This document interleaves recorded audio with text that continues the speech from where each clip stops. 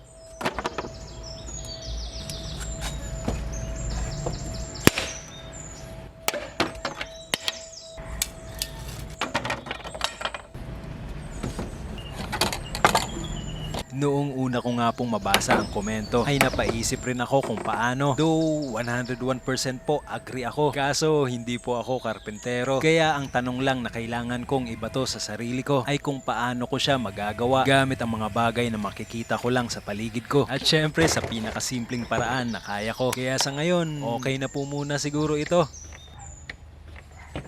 May 2024, noong gumawa kami ng malaking desisyon na iwanan ang buhay namin sa Metro Manila sa kagustuhang masimula ng paglalahad ng sariling istorya kasama ang munting pamilya dito sa isla. Malinaw sa akin saan ang patutunguhan pero akin ring natutunan na ang buhay ang masusunod kung saan ito idadaan. Kaya naman atin na lamang itong susundan habang dinodokumento ang mga aral at kwento sa mismong proseso nito na siya na ring magiging libro na pwedeng balik-balikan pagdating sa paroroonan.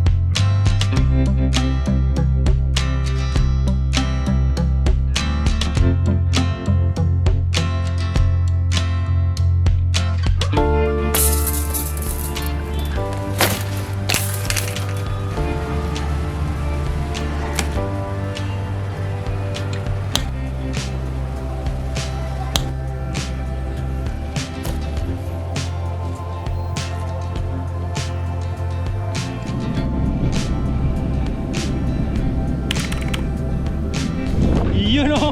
Alright!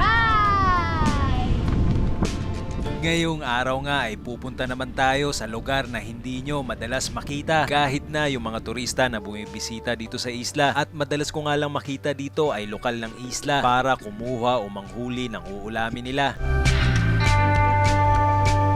Pero bago ang lahat, gusto ko munang pasalamatan ng mahal kong kapatid sa pagpapahiram nitong mahal niyang kamera. GoPro! Amazing!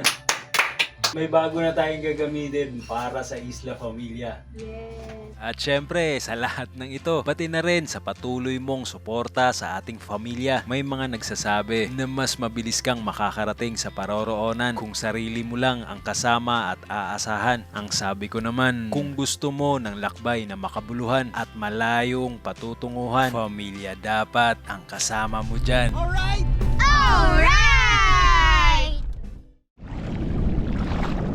Higit taon na rin kami dito sa General Luna. Pero since bibihira yung nakikita naming pumupunta dito, ay ngayon pa lang din kami mag-e-explore sa parting ito. Gumawa na rin ako ng pwedeng ipana sa isda kung sakaling meron man kaming makita. Ito payapa yung tubig. Yan, payapa yung tubig dito. Tapos kung titingnan mo dun, oh, malakas yung current.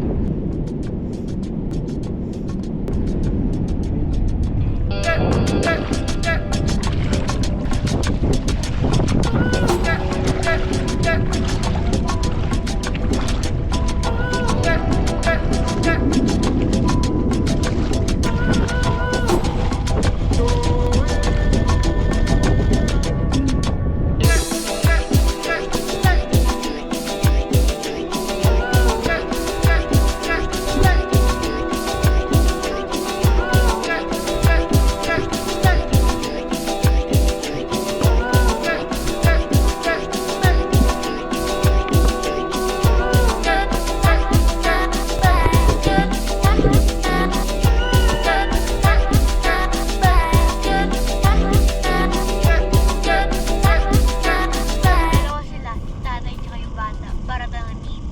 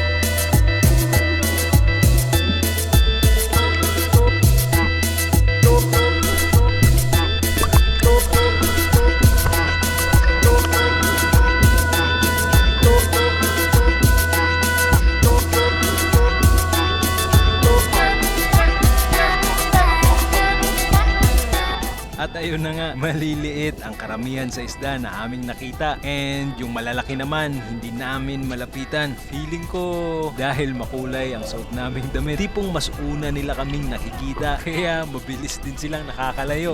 Ito ba yung tinatawag nilang lato? Ito? Kaso konti eh. Yan.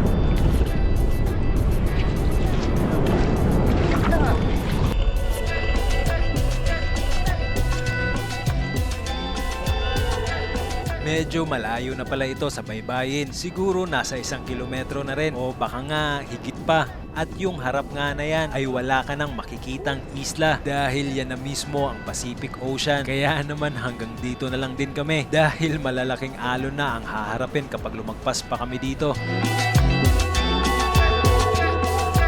At dahil unang beses namin ginawa ito, usually wala kaming specific na ina-expect pagdating sa resulta. Ika nga no pressure and just be with whatever the experience is.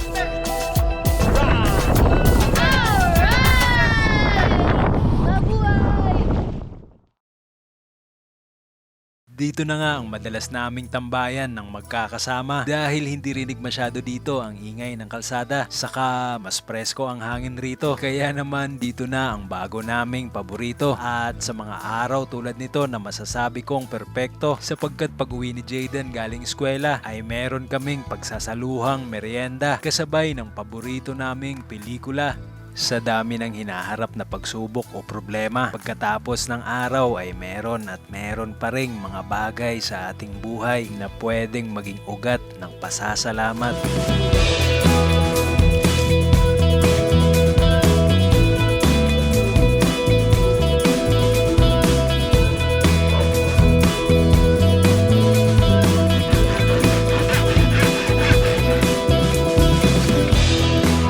Isa sa problema namin kapag may malakas na pag-ulan ay ang pag-anggi o pagpasok ng tubig dito sa malaking bintana sa likuran. At kapag may kasamang malakas na hangin ay hindi nagiging sapat itong una naming naisipan dahil nga ito ay plastic lang. Kaya naman saktong-sakto itong mga kawayan. Pinagputol-putol ko lang gamit ang lagari ng tag-1 metro. Tapos ang bawat isa ay hahatiin sa 8 hanggang sa makabuo ng 88 piraso.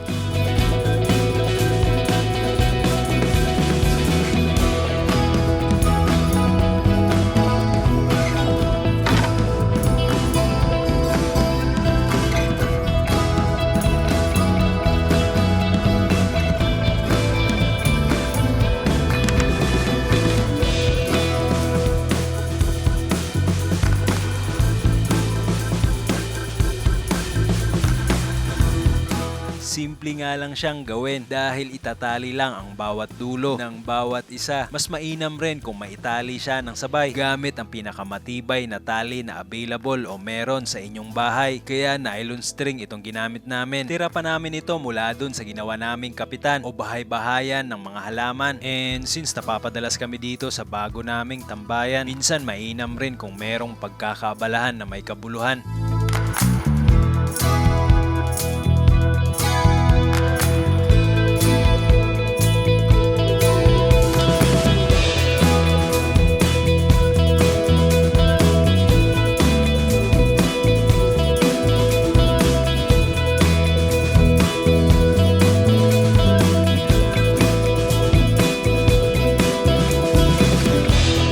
Ito nga ang panibagong bersyon ng solusyon na aming naisipan. Katas na rin ang madalas naming pagtambay dito sa likuran. Feeling ko naman hindi na ito basta-bastang liliparin ng hangin sa tuwing may malakas na pag-ulan. Tapos sa ganito na maaraw naman, itutupi lang namin ito at ibababa na lang kapag kinailangan. Pero kung may naisip kayo na mas mabisang paraan, mag-iwan lamang po kayo ng komento.